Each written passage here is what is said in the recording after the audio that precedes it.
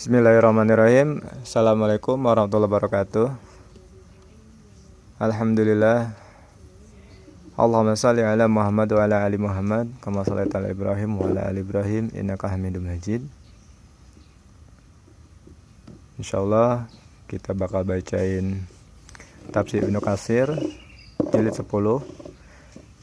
diterbitkan oleh Pustaka Imam Syafi'i yang ditulis atau disusun oleh Dr. Abdullah bin Muhammad Al-Syekh. Kita mulai dari belakang, dari Quran surat An-Nas ya, yang sering kita baca. Kakak adek dengerin ya sekalian. Ini cetakan ke-7, terbit tahun 2014. Langsung aja. Quran surat An-Nas, surat ke 114.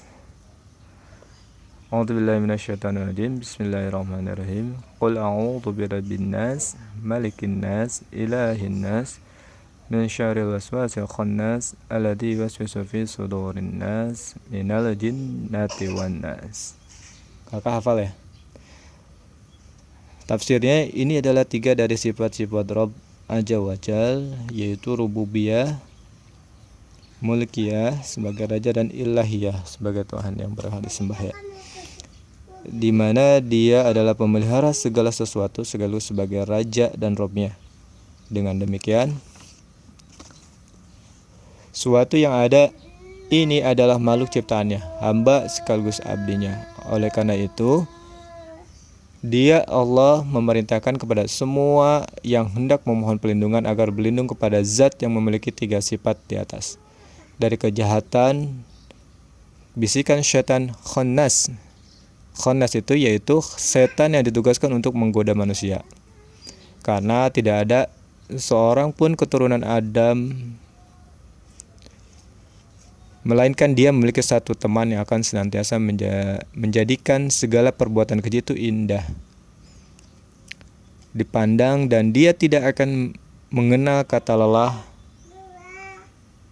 dalam menjalankannya. Dan orang yang terlindung adalah orang yang mendapat perlindungan dari Allah Subhanahu wa taala. Telah ditegaskan dalam hadis sahih bahwasanya ma minkum min ahadin illa qad ukila bihi qarinuhu. Tidak seorang pun di antara kalian melainkan telah diutus kepadanya pendampingnya, yang disebut jin qarin ya. Adik awas dek. Para sahabat bertanya, termasuk juga engkau wahai Rasulullah SAW? Beliau menjawab, ya, hanya saja Allah membantuku dalam menyikapinya sehingga ia masuk agama Islam. Karenanya dia tidak menyuruhku kecuali hal yang baik-baik. Bahkan Rasulullah SAW sendiri ada gitu ya.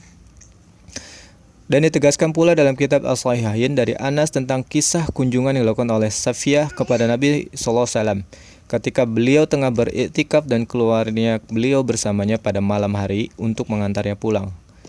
Kemudian beliau berpapasan dengan 2 orang laki-laki dari kaum Ansor. Ketika melihat Nabi SAW, keduanya mempercepat jalannya. Maka Rasulullah SAW bersabda, berjalanlah seperti biasa, karena sungguh dia adalah Safiyah binti Huyai, yaitu saudaranya beliau.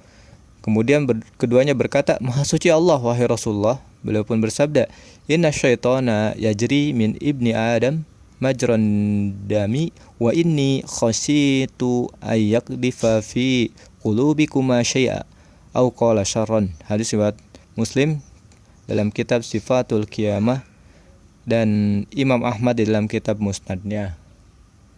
Ngeri Kak. Sesungguhnya setan itu mengalir di dalam tubuh anak Adam yang seperti aliran darah, dan sesungguhnya aku khawatir dia memasukkan sesuatu ke dalam hati kalian berdua, atau beliau mengatakan kejahatan. Imam Ahmad meriwayatkan Muhammad bin Ja'far memberitahu kami dari orang yang pernah membonceng Rasulullah SAW. Dia berkata, kedelai Nabi SAW pernah terpleset. Lalu kukatakan, celaka syaitan. Maka Nabi SAW bersabda, janganlah engkau mengatakan celakalah syaitan, karena sesungguhnya jika engkau mengatakannya, niscaya dia akan merasa bertambah besar dan mengatakan, dengan kekuatanku aku menjatuhkannya. Dan jika engkau mengucapkan Bismillah dengan nama Allah, niscaya dia akan merasa bertambah kecil sehingga dia menjadi seperti lalat. Diriwayatkan oleh Imam Ahmad, seorang diri dengan sanad yang zaid dan kuat, dan di dalamnya terkandung dalil yang menunjukkan bahwa hati jika berzikir kepada Allah, niscaya syaitan akan merasa bertambah kecil dan kalah, dan jika tidak berzikir kepada Allah, niscaya syaitan akan merasa bertambah besar dan menang. Penting ya kak. Mengenai firman Allah al-waswasil khannas, syaitan yang terbiasa bersembunyi, Said bin Zubair mengatakan dari Ibnu Abbas, yaitu syaitan yang selalu bercokol di dalam hati manusia, di mana jika manusia lengah dan lalai, maka dia akan memberikan bisikan, dan jika manusia berzikir kepada Allah, maka syaitan itu akan bersembunyi. Alladzi waswisu fi sudurin nas, yang membisikkan kejahatan ke dalam dada manusia. Apakah yang demikian itu khusus pada anak Adam saja sebagaimana yang tampak pada lahiriahnya, ataukah mencakup anak Adam dan juga jin? Mengenai hal tersebut terdapat dua pendapat, di mana mereka semua telah termasuk ke dalam lafaz an-nas. Ibnu Jarir rahimahullah, seorang mufassir, mengatakan, dan tidak jarang jin laki-laki dipekerjakan oleh manusia. Oleh karena itu bukan suatu hal yang aneh jika jin-jin itu disebut dengan sebutan an-nas atau manusia. Minal jinnati wan nas, dari jin dan manusia. Apakah yang demikian itu sebagai penjelas bagi firman Allah alladzi yuwaswisu fi sudurin nas, yang membisikkan kejahatan ke dalam dada manusia. Kemudian dia memperjelas mereka, di mana dia berfirman, dan jin dan manusia, yang demikian itu memperkuat pendapat kedua. Tentang firman-Nya